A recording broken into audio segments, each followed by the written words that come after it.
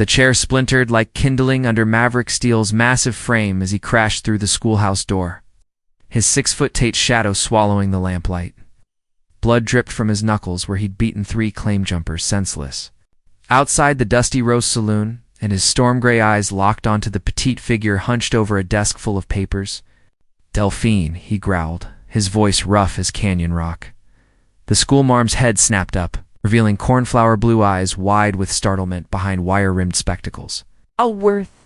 Delphine Ashworth had been grading arithmetic problems by candlelight, her honey-colored hair escaping its severe bun to frame a face that belonged in a painting rather than this god-forsaken frontier town of Redemption Creek. "Mr. Steele," she whispered, her hand instinctively moving to the letter opener on her desk. "The school is closed. You have no business. I have every business with you, little one." Maverick stepped deeper into the one-room schoolhouse, his spurs jangling against the wooden floor.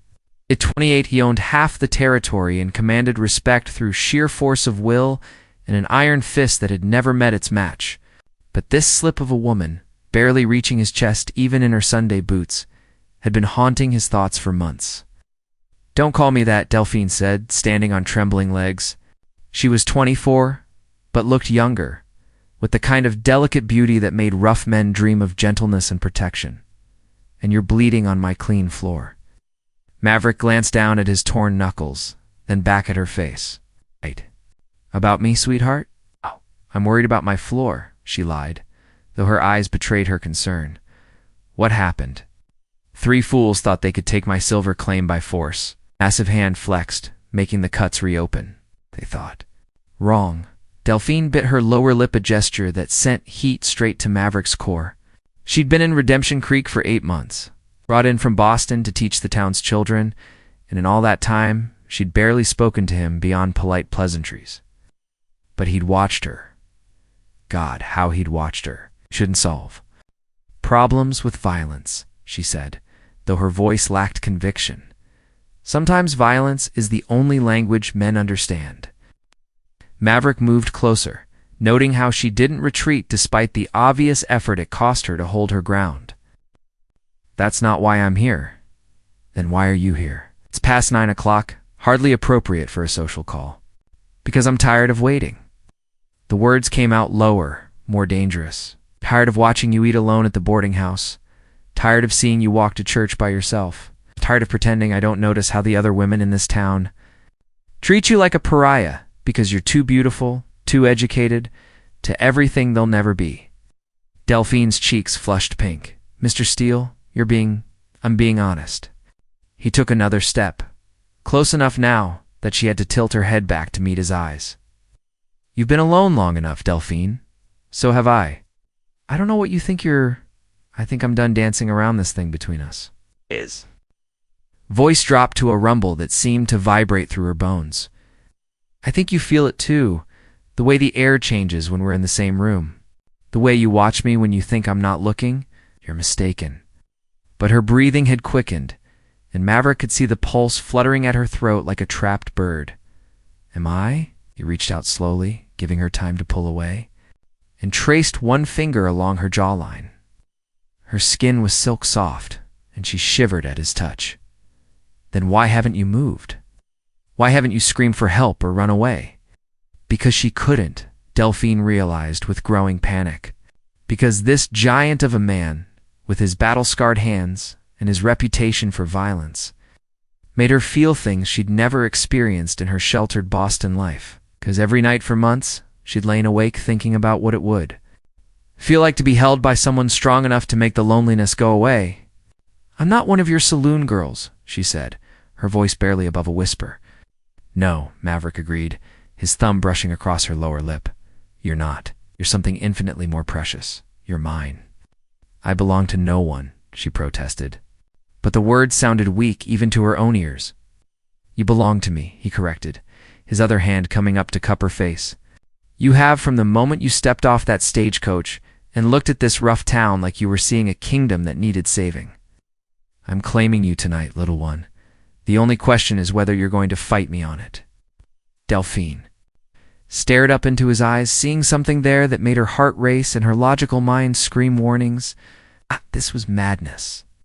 She was a respectable woman, a teacher, not some frontier bride to be claimed by a man who solved problems with his fists. But when was the last time someone had looked at her like she was precious? When had anyone ever made her feel desired instead of merely tolerated? "You don't know me," she whispered. "I know enough." His voice gentled slightly. "I know you cry yourself to sleep some nights because you think no one cares. Half your wages to the widow Peterson for her sick children. I know you're brave enough to face down a room full of unruly ranch hand sons every day and somehow turn them into scholars. How do you? Because I've been watching you, protecting you, wanting you since the day you arrived." His confession hung between them like a challenge. "Now tell me, Delphine. Tell me you feel nothing, and I'll walk away right now." The lie died on her lips as she looked into his storm-gray eyes. She did feel something dangerous and wonderful and completely inappropriate for a woman in her position. She began, then stopped as the sound of approaching hoofbeats filled the night air. "Expecting someone?" Maverick asked, his hand moving instinctively to his gun. Before Delphine could answer, the schoolhouse door burst open again, revealing 3 men with badges and hard expressions. The town marshal and his deputies had come calling, and from there, grim faces. It wasn't a social visit. "Step away from the schoolmarm, Steele," Marshal Beaumont ordered, his weathered hand resting on his gun butt. Behind him, deputies Crow and Macready spread out to flank the doorway, their own weapons at the ready. Maverick didn't move from his position near Delphine, but his entire body coiled like a spring, ready to unleash violence. "Evening, Marshal." "Kinda late for a house call, isn't it?" "Got reports of a disturbance," Beaumont said, his pale blue eyes flicking between Maverick's bloodied knuckles and Delphine's flushed face. "Heard you beat 3 men near to death outside the saloon, then came here. Folks are worried about Miss Ashworth's safety." "What folks?" Maverick's voice carried a dangerous edge. "Concerned citizens," Deputy Crow interjected, his nervous energy obvious in the way he kept shifting his weight. "The ladies' auxiliary sent word that they heard shouting from the schoolhouse." Delphine found her voice, though it came out smaller than she'd intended. "There was no shouting, Marshal.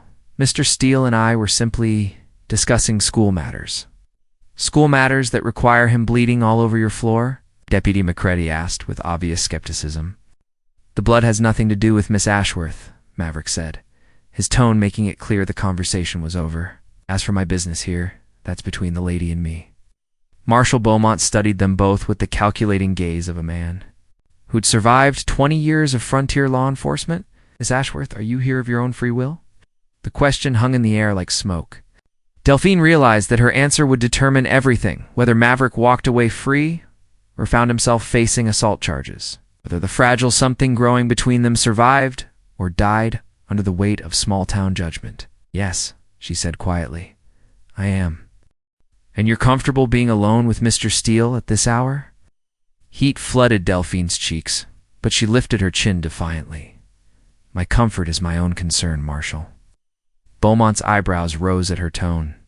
In the 8 months she'd been in Redemption Creek, the prim schoolmarm had never shown a hint of backbone when it came to the town's social expectations. Now she was defending the most dangerous man in 3 territories. "Well then," he said slowly, "I suppose there's nothing more to discuss." But Steele, his gaze hardened. "Those 3 men you tangled with earlier, they're pressing charges. You'll need to come see me in the morning." "They were claim jumpers," Maverick said flatly. "I was defending my property. It's for a judge to decide." "Morning, Steele.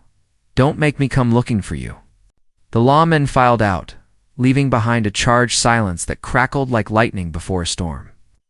Delphine wrapped her arms around herself, suddenly aware of how her defense of Maverick would be interpreted by the town gossips. "You shouldn't have done that," she said quietly. "Defended you? Defended me?" She turned to face him, her blue eyes bright with unshed tears. "Don't you understand what you've done? By tomorrow morning, half the town will be convinced that we're what, Delphine?" Maverick stepped closer, his voice gentle despite the violence that had marked the evening. "That we care about each other? That there's something between us worth defending?" "There is nothing between us," she said, but the words lacked conviction. "Then why did you protect me just now? Why didn't you tell the marshal I was threatening you, forcing my attentions on you?" Because the thought of him being dragged away in chains had filled her with a panic she didn't understand. Because despite his reputation, despite the blood on his hands and the danger he represented, she felt safer with him than she had since arriving in this hostile town. "I don't know," she whispered. Maverick studied her face in the candlelight, seeing the confusion and fear warring with something deeper, something that called to the protective instincts he'd tried so hard to bury. This woman, this beautiful, brave, impossibly stubborn woman, was going to be his salvation or his destruction. "The town will talk," he said matter-of-factly. "They already talk." The admission slipped out before she could stop it. "They say I'm too proud, too educated for my own good. They say I think I'm better than them because I came from Boston, because I have books and opinions," and she trailed off, realizing she was revealing more than she'd intended. "And what, little one? And because I won't marry the first man who asks, just to prove I belong here?" The bitterness in her voice surprised them both. Maverick felt something twist in his chest at her words. "Someone's been pressing you?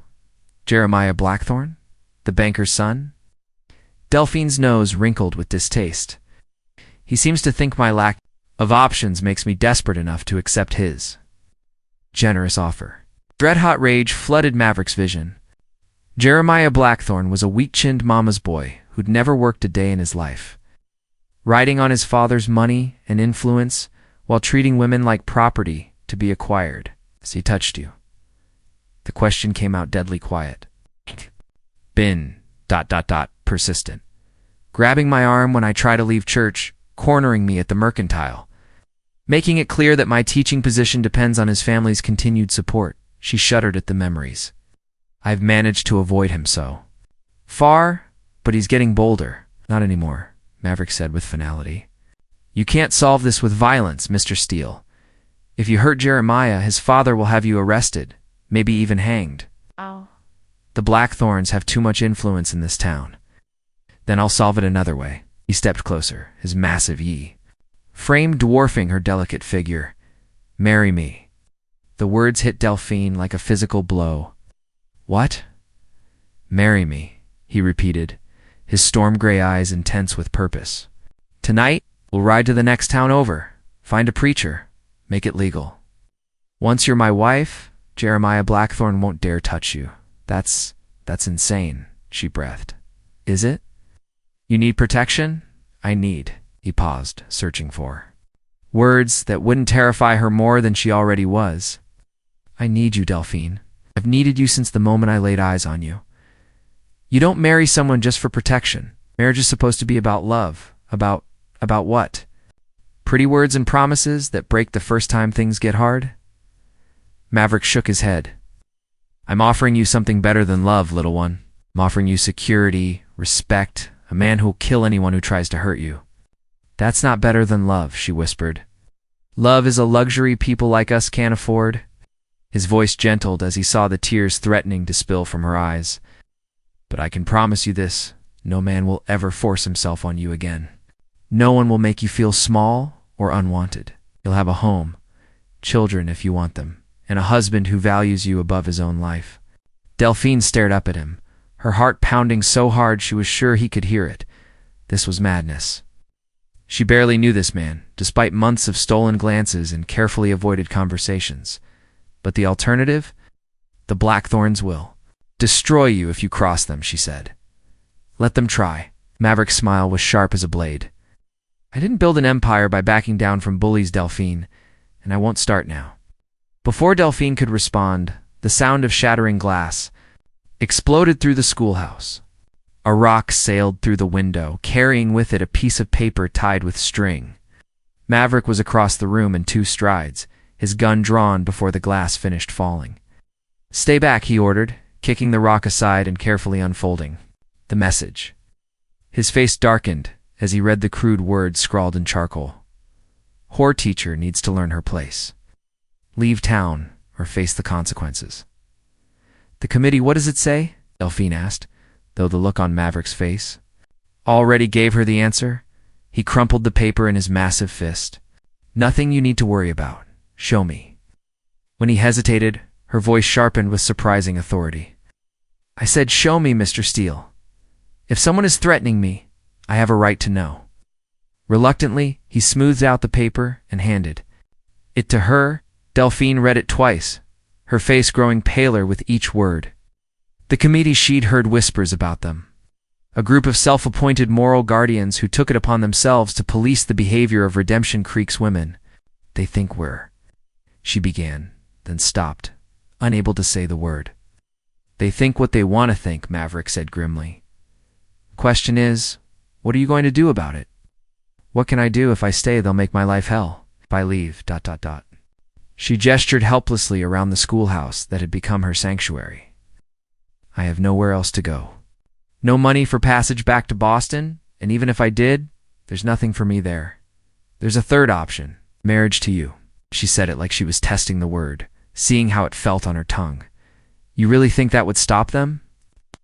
"No, it would. No one in this town is fool enough to threaten Maverick Steele's wife."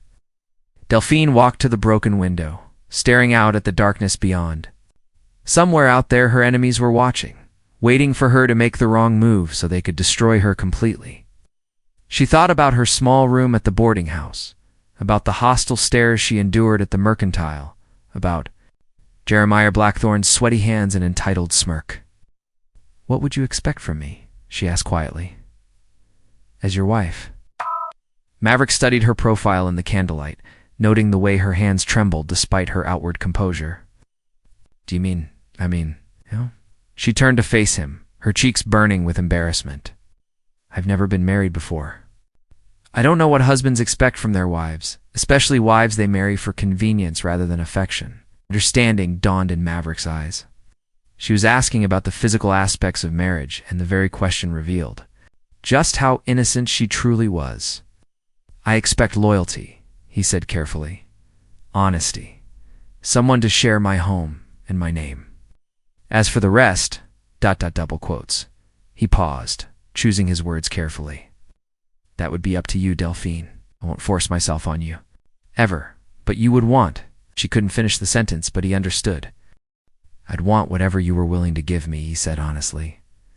"Nothing more, nothing less." The simple answer, spoken without any attempt at seduction or manipulation, somehow affected her more than flowery declarations of love ever could have. This man, this dangerous, powerful man, was offering to marry her with no guarantee of physical intimacy, simply to protect her from the wolves circling outside. "Why?" she whispered. "Why would you tie yourself to me with so little in return?" Maverick was quiet for so long she thought he wouldn't answer. Out. When he finally spoke, his voice was rougher than usual. "Because 8 months ago, a scared little schoolmarm stepped off a stagecoach into this hellhole of a town, took one look at the children running wild in the streets, and decided to save them all, because you've turned savage little boys into young gentlemen and given hope to families who'd given up on their children ever amounting to anything." He moved closer, but carefully, as if she were a wild creature that might bolt at any sudden movement. "Because you give half your salary to families who can't afford books, you stay late every night to help the slow learners catch up with the rest. Because you're the bravest, most stubborn, most beautiful woman I've ever seen. And the thought of you being driven out of town by a bunch of narrow-minded cowards makes me want to burn this whole place to the ground." Delphine stared at him, tears streaming down her face. No one had ever seen her that way, as someone worth protecting, worth sacrificing for. In Boston, she'd been the quiet spinster daughter, too plain and bookish to attract a suitable husband. Here, she'd been the outsider, tolerated, but never truly accepted.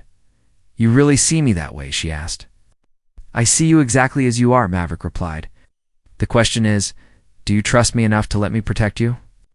Before she could answer, another sound reached them: hoofbeats. Multiple riders approaching fast. Maverick was at the window in an instant, peering through the broken glass into the darkness beyond. "How many?" Delphine asked, surprising herself with how calm she sounded. 6, maybe 7. They're carrying torches." His jaw tightened as he recognized the lead rider. Jeremiah Blackthorn's with them. Delphine felt ice flood her veins. The committee had decided not to wait for her response to their ultimatum. "They're going to burn down the schoolhouse," she said with sudden certainty. "Not while I'm breathing." Maverick checked his weapons, a Colt .45 at his hip and a rifle propped near the door. "Is there a back way out of here? Just the front door?" "And the windows. Then we're making our stand here." He looked at her seriously. "Delphine, I need you to listen carefully. Whatever happens next, whatever you see, don't try to help me. Stay low, stay quiet, and if things go bad, you run. You understand? I'm not leaving you to face them alone. You are if I tell you to." His voice brooked no argument. "Promise me." The riders were closer now, their torches casting dancing shadows across the schoolhouse walls. Through the broken window, Delphine could hear Jeremiah's voice raised in drunken bravado, egging on his. "Companions, promise me," Maverick repeated urgently. "I promise," she lied, already planning how she could help defend their position. As the riders surrounded the schoolhouse, Delphine realized that her quiet life as a frontier teacher was over. Whatever happened in the next few minutes would determine, not just her future, but whether she and Maverick had any future at all.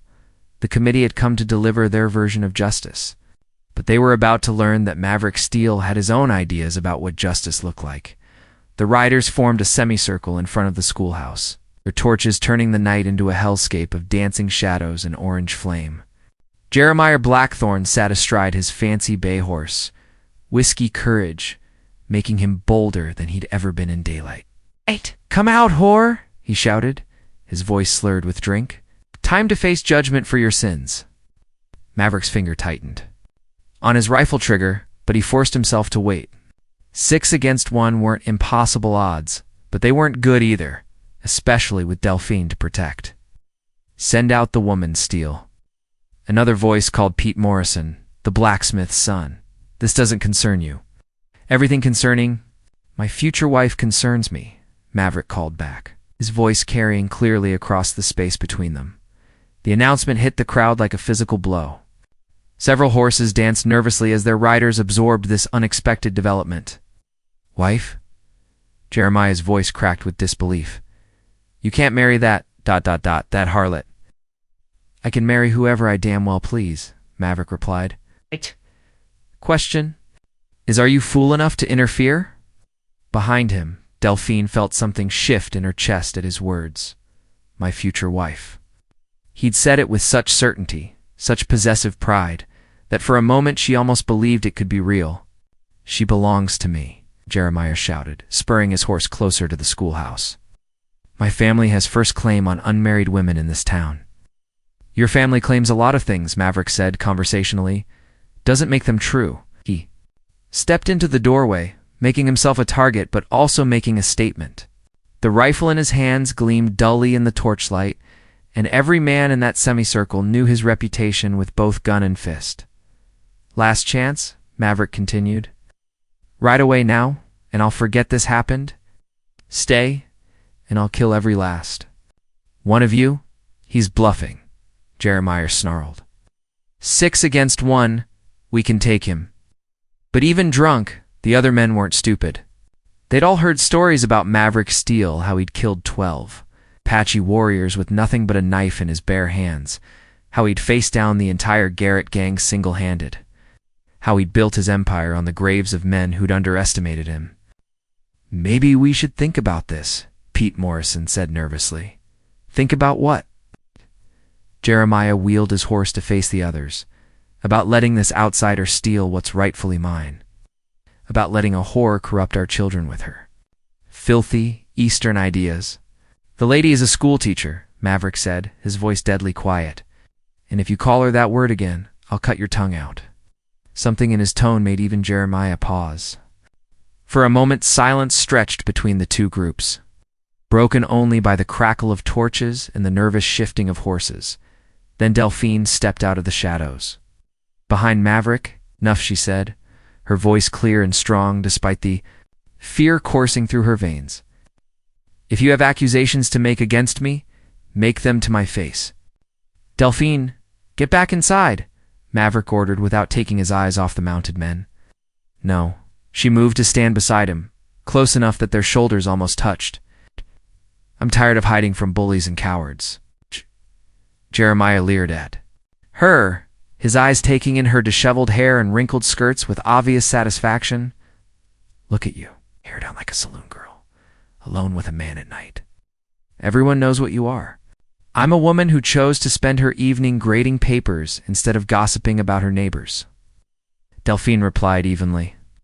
Perhaps you should try it sometime productive work instead of jealous spite. Several of the men behind Jeremiah shifted uncomfortably.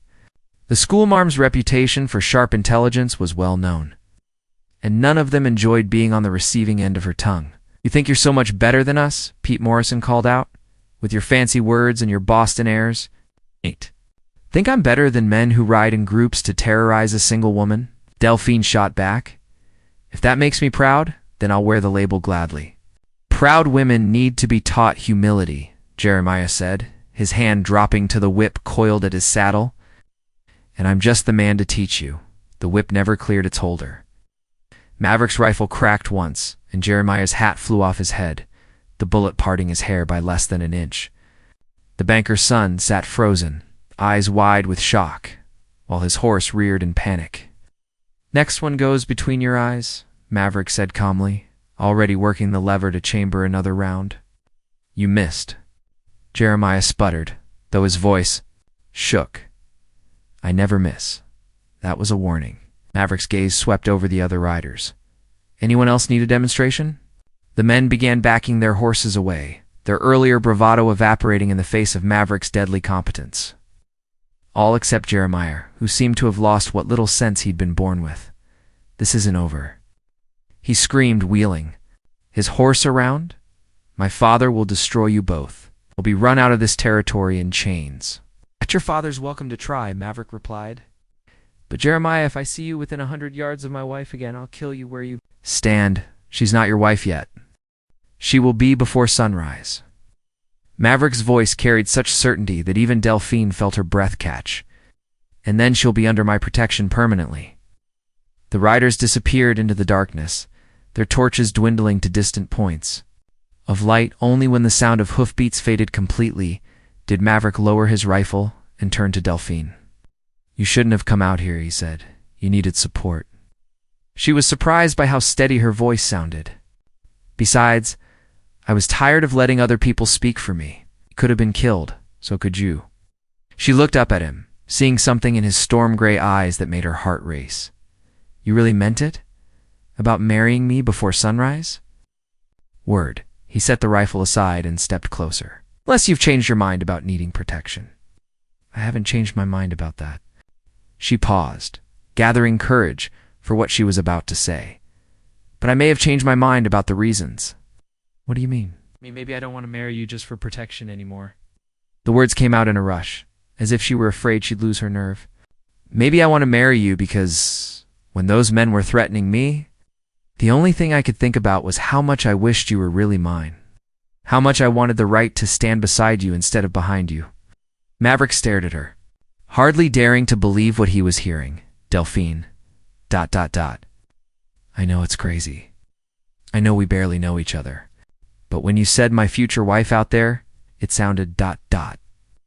Right, like something I'd been waiting to hear my whole life without knowing it. And when I touch you like this... His hand came up to cup her cheek, thumb brushing across her lower lip. It feels like coming home, she whispered. This time, when Maverick leaned down to kiss her. Delphine rose up to meet him halfway. The kiss started gentle, almost tentative, as if Maverick were afraid she might shatter under his touch. But when Delphine's hands fisted in his shirt and she pressed closer, something primal awakened in him. His arms came around her, lifting her off her feet as his mouth claimed hers with a hunger that had been building for months. She tasted like honey and courage, like everything good he'd never allowed himself to want. When they finally broke apart, both were breathing hard, and Delphine's spectacles had fogged completely. Oh, she breathed, pulling off her glasses to clean them with, shaking hands. Oh. Maverick's voice was rough with suppressed desire. I never knew. She looked up at him, her blue eyes wide with wonder, Is it always like that? No, little one. He traced her jawline with one finger, marveling at how delicate she was compared to his calloused hands. It's never like that. Before. She could ask what he meant. The sound of a single horse approaching made them both tense. But this rider came openly, calling out from a distance. Steele, it's Doc Henley. I need to talk to you. Maverick relaxed slightly. Doc Henley was one of the few men in Redemption Creek he trusted, completely a frontier physician who'd patched up more bullet holes than he could count and never asked questions about how they'd been acquired. Come. Ahead, Doc, Maverick called back. The elderly doctor rode into the circle of light cast by the schoolhouse lamps, his weathered face grim with purpose. He dismounted stiffly, favoring his left leg that had been damaged in an Apache raid 15 years ago. Evening, Miss Ashworth, he said politely, tipping his hat. Sorry to interrupt, but I've got news that can't wait. What kind of news? Maverick asked. The kind that's going to change everything? Doc Henley pulled a folded telegram from his coat pocket. This came in on the evening wire. It's from Denver. Maverick took the message and read it quickly, his expression growing darker with each word. Finally, he looked up at Delphine, his jaw tight with suppressed anger. What is it? She asked. Jeremiah Blackthorne's been busy, Maverick said grimly. He's been corresponding with the territorial authorities, making claims about your character and fitness to teach. Delphine felt the blood drain from her face. What kind of claims? Doc Henley answered, when Maverick remained silent. He's told them you're a fallen woman who's been corrupting the local children with immoral teachings? He's demanded a formal investigation into your conduct. That's ridiculous, Delphine burst out. I've never done anything improper. It doesn't matter, Maverick said flatly. The Territorial Education Board is sending an inspector next week. If they find any evidence to support Jeremiah's claims, or if they decide public sentiment is against you, they'll revoke your teaching certificate permanently. Ow. But there's no evidence because nothing happened. Evidence can be manufactured, Doc Henley said sadly. Witnesses can be bought. And the Blackthorne family has enough money to buy whatever testimony they need. Delphine sank into one of the student chairs, the full implications hitting her like a physical blow. Not only would she lose her position in Redemption Creek, but she'd be blacklisted from teaching anywhere in the territory. Her career, her independence, her entire future would be destroyed. There has to be something we can do, she said desperately. There is, Maverick said. We get married tonight, like we planned. A married woman can't be investigated for improper conduct with unmarried men. And as my wife, you'll have my name and protection behind you. Will that be enough? It'll have to be. He helped her to her feet, his hands steady and warm on her arms. But I need you to understand what you're agreeing to, Delphine. Once we're married, there's no going back. The Blackthorns will try to destroy us both, and it's going to get ugly before it gets better. How ugly? Doc Henley and Maverick exchanged a look that spoke volumes. Banking families like the Blackthorns don't just control money, the doctor said carefully. They control credit, mortgages, business loans, can strangle a man's livelihood without ever drawing a gun, meaning anyone who does business with Maverick might find their loans called in suddenly, Doc Henley explained.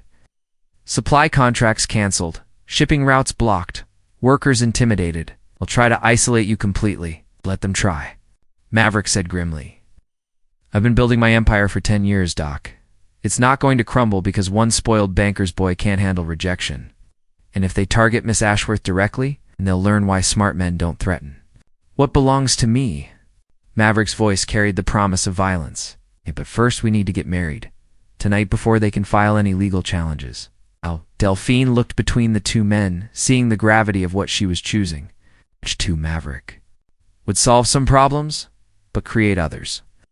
She'd be trading one kind of danger for another. There's something else, Doc Henley said hesitantly. Something you both need to know before you make this decision.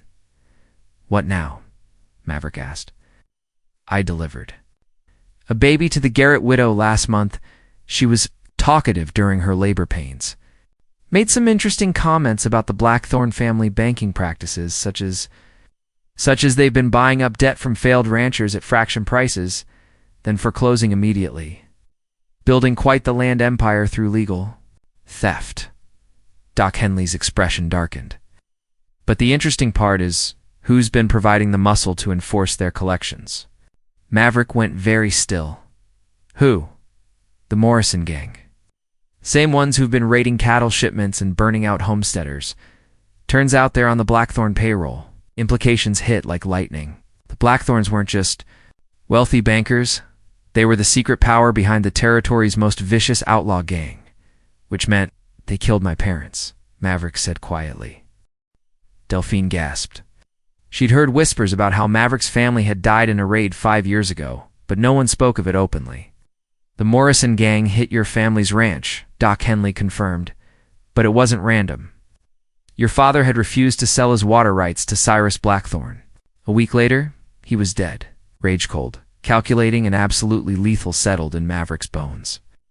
He'd spent 5 years hunting the men who'd murdered his family, never knowing they were protected by the most respectable family in 3 territories. Now do you understand? He said to Delphine.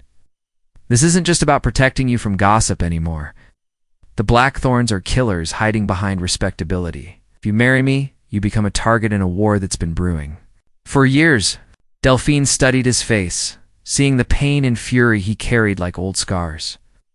She thought about her quiet life in Boston, about the safe teaching position she could probably find back east if she ran now. Then she thought about the children. In her classroom, about the way Maverick had defended her tonight, about the kiss that had shown her what passion really meant. Then I guess it's a good thing I'm marrying a man who knows how to win wars, she said firmly. Maverick stared at her, hardly believing her words. You're sure? I'm sure? She reached up and touched his face, her small hand gentle against his weathered cheek. Besides, someone needs to make sure you don't get yourself killed seeking revenge. Revenge is exactly what I intend to seek. Then you'll need a wife who can patch you up afterward. Her smile was soft, but determined. I may be a school teacher, Mr. Steele, but I'm not helpless. I don't abandon the people I care about. Doc Henley cleared his throat. If you're serious about getting married tonight, we need to move fast. I know a preacher in Copper Falls who will perform the ceremony, no questions asked. But it's a hard ride for hours through rough country. My horse can make it, Maverick said. But Delphine can ride double with you, she finished. I may look fragile, but I've been riding since I was 5 years old. This isn't a Sunday. Pleasure ride, little one. We'll be pushing hard, and if the Blackthorns realize what we're doing, then we'd better make sure they don't catch us. Delphine moved toward her desk, gathering the few personal items that mattered to her. How long do we have before they notice we're gone? Until morning, if we're lucky, Doc Henley said. I'll spread word that you're both laid up with fever. Buy you some time, and after we're married. After we're married, Maverick said grimly, we come back and finish this. The Blackthorns want a war, they'll get one. As Delphine packed her meager belongings, she felt a strange sense of destiny settling over her. 8 months ago, she'd come to Redemption Creek looking for a quiet life teaching children. Instead, she'd found love, danger, and a man worth fighting. 4 ready? Maverick asked, already saddling his horse. Ready, she said, though her heart was pounding with equal parts excitement and terror as they rode out into the darkness. Neither looked back at the schoolhouse that had brought them together. They were riding toward a future that promised passion, conflict, and quite possibly death. But they were riding toward it together. The ride to Copper Falls tested every skill Delphine had ever learned about horsemanship. Maverick pushed his powerful stallion hard through canyon country, following trails that seemed to exist more in memory than reality. Delphine clung to his waist, her face pressed against his broad back, feeling every muscle in his body coil and release as he guided them through the treacherous terrain. How much farther? She called over the thunder of hoofbeats. 2 miles, he called back. How are you holding up? I'm fine, she lied, though her legs were cramping and her hands had gone numb from gripping the saddle horn. But wild horses couldn't have dragged a complaint out of her knot when she could feel the tension in Maverick's body. The way he kept scanning the horizon for signs of pursuit. They'd been riding for 3 hours, through country that would swallow a man whole if he made one wrong turn. But Maverick knew every rock and ridge, every hidden water source and sheltered canyon.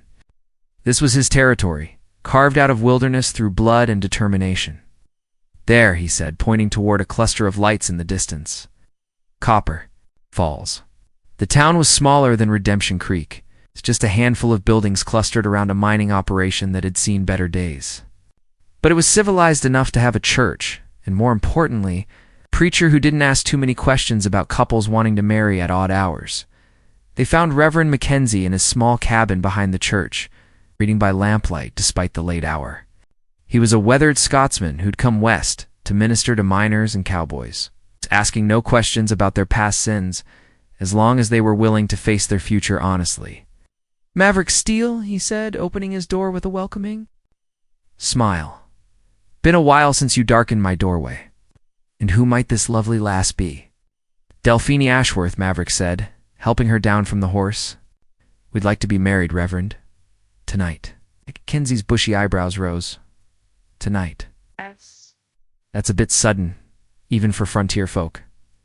"There are circumstances," Delphine said, her cheeks burning with embarrassment.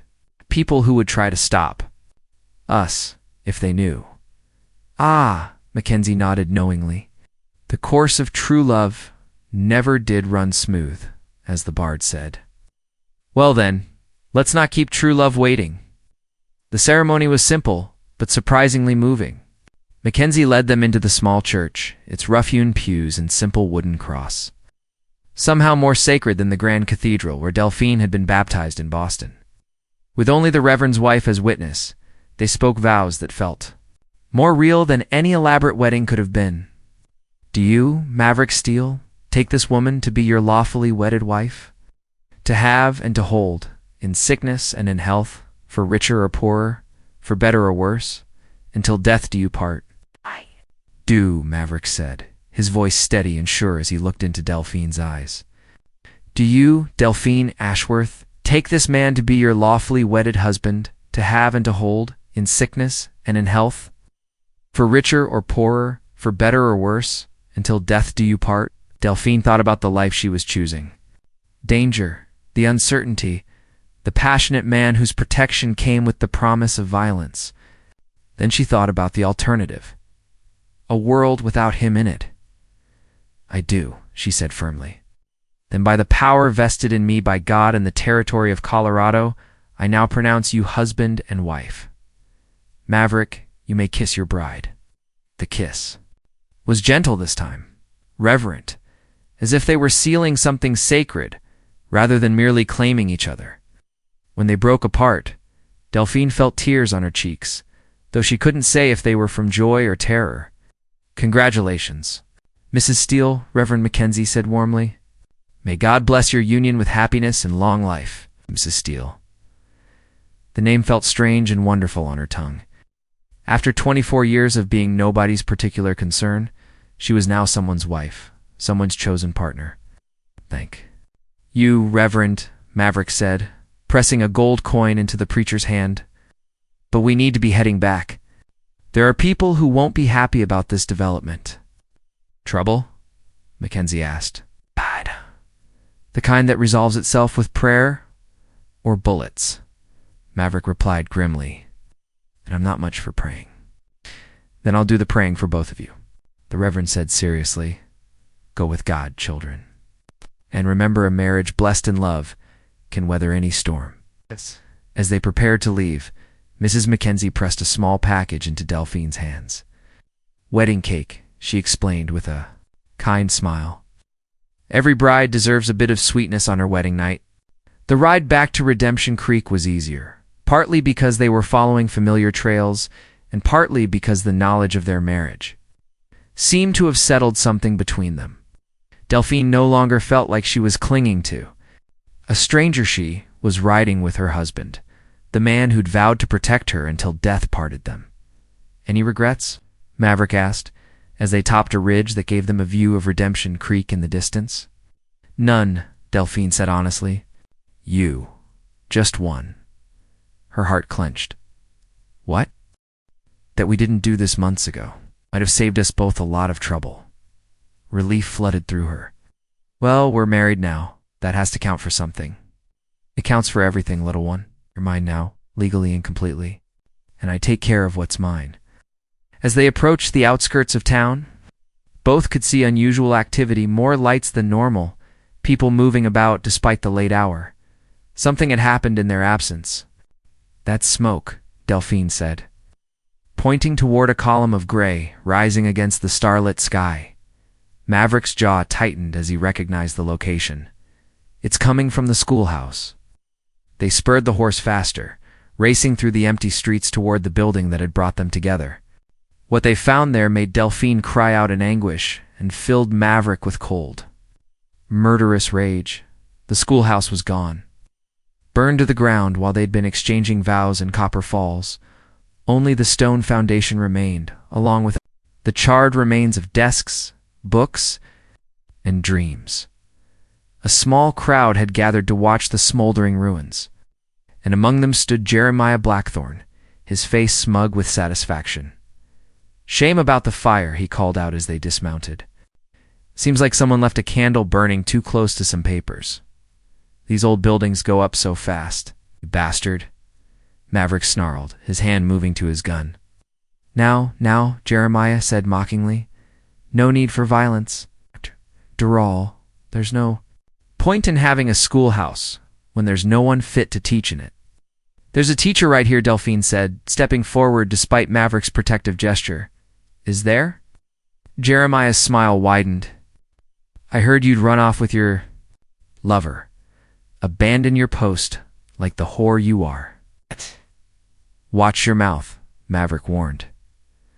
"Or what?" "You'll shoot an unarmed man in front of witnesses." Jeremiah laughed. "Even you aren't that stupid, Steele." "Maybe not," Maverick said quietly. "But I am that married." He pulled out the marriage certificate, the ink still fresh from Reverend Mackenzie's pen. The crowd pressed closer to read it, and Delphine watched Jeremiah's face go white with shock and rage. "That's impossible," he whispered. "Mrs. Delphine Steele," Maverick announced, loudly enough for everyone to hear. "My lawfully wedded wife. Married tonight in Copper Falls by Reverend Mackenzie. Anyone who has a problem with that can take it up with me personally." The crowd began to murmur, some congratulating them, others backing away from the obvious confrontation building between Maverick and Jeremiah. But before either man could make another move, a new voice cut through the tension. "Well, this is interesting." Everyone turned to see a tall, distinguished man approaching on horseback, flanked by two territorial marshals. His expensive suit and careful grooming marked him as someone important, someone with power. "Cyrus Blackthorne," Maverick said quietly, recognizing Jeremiah's father and the man ultimately responsible for his family's death. "Mr. Steele?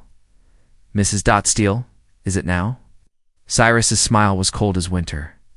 "How convenient. Marriage will make the legal proceedings so much simpler." "What legal proceedings?" Delphine asked.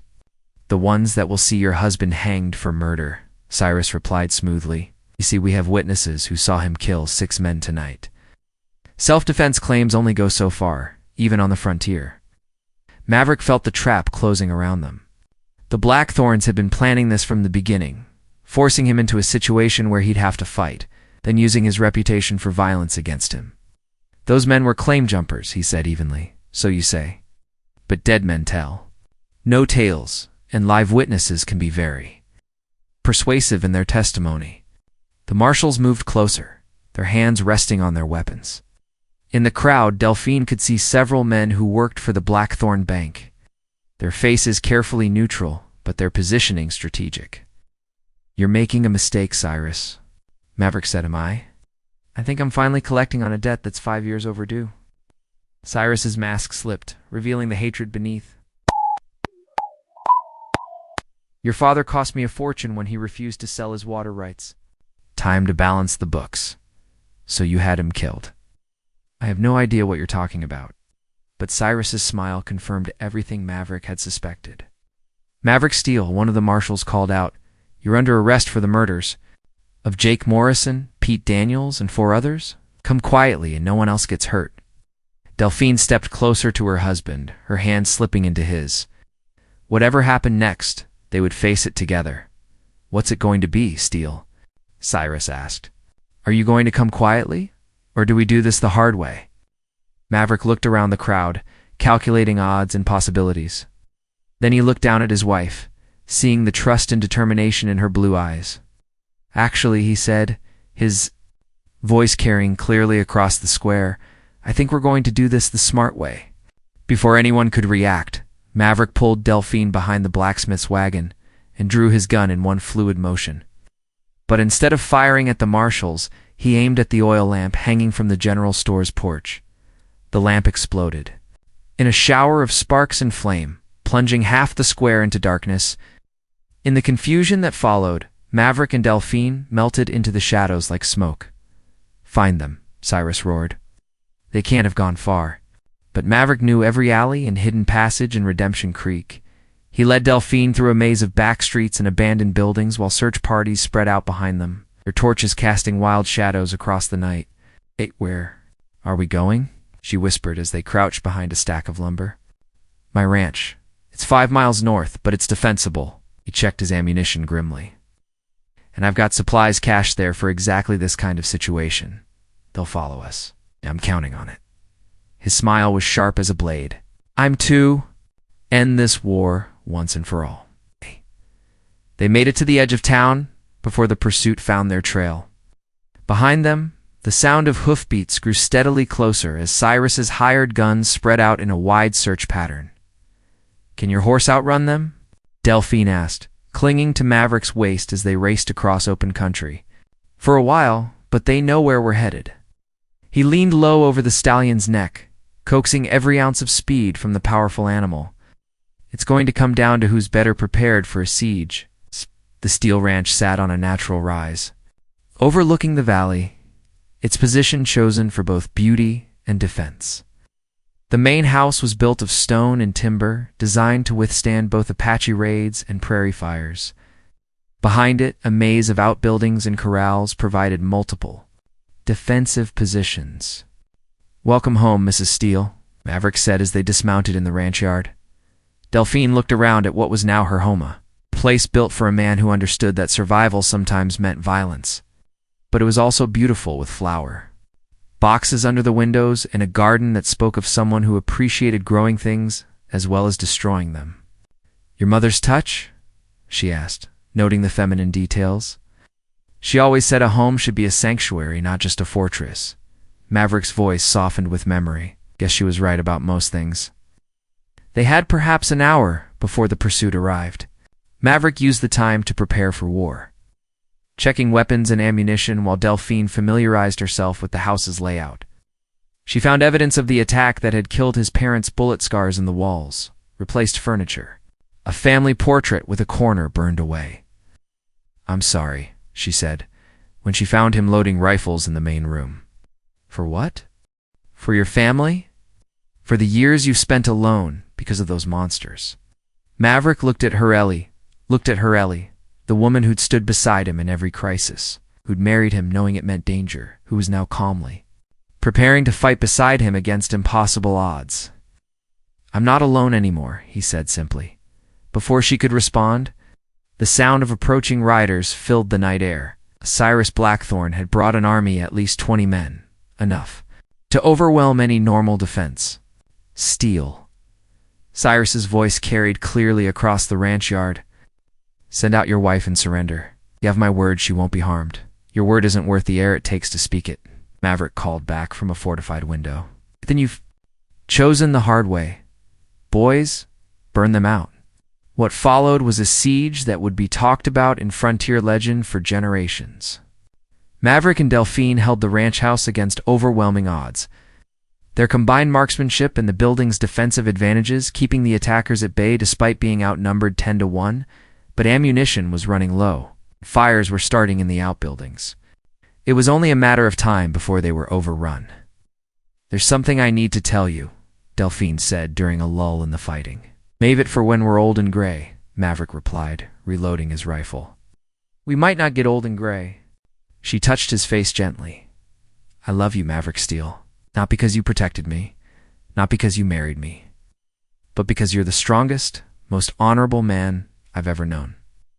The words hit him harder than any bullet could have.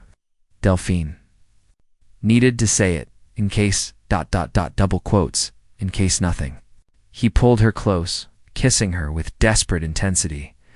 "We're getting out of this. Both of us. I promise." But even as he spoke, they could hear Cyrus's men regrouping for a final assault. The end was coming, and they both knew it.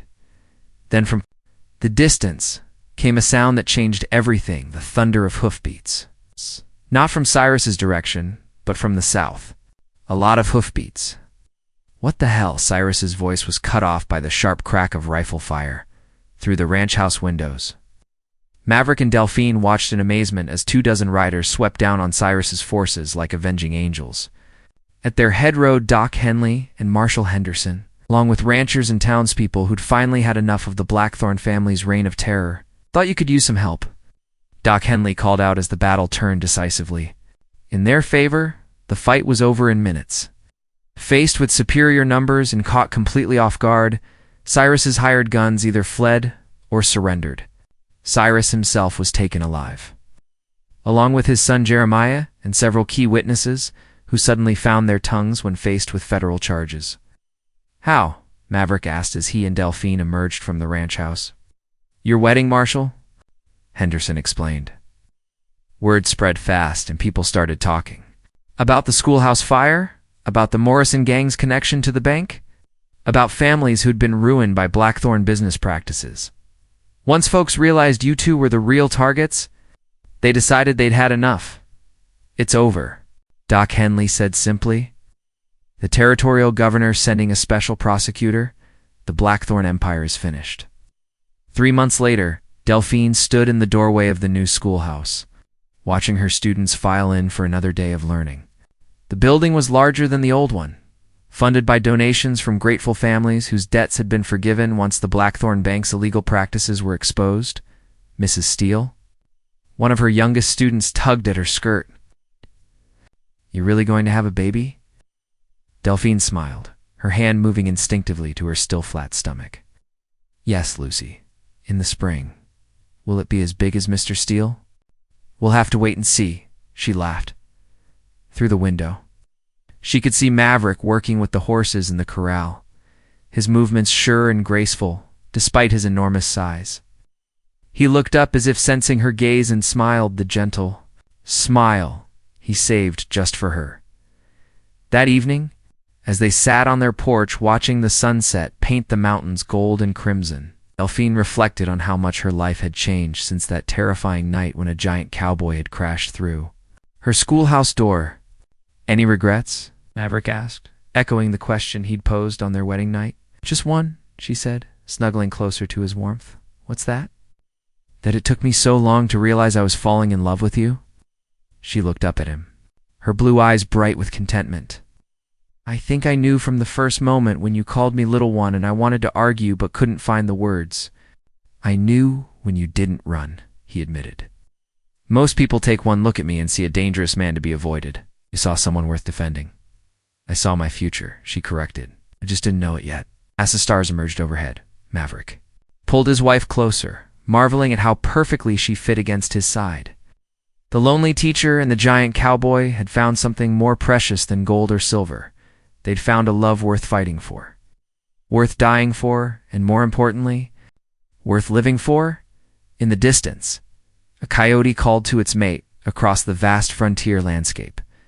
The sound was wild and free and full of promise, like the love that had grown between two unlikely souls in a small town. It's called Redemption Creek.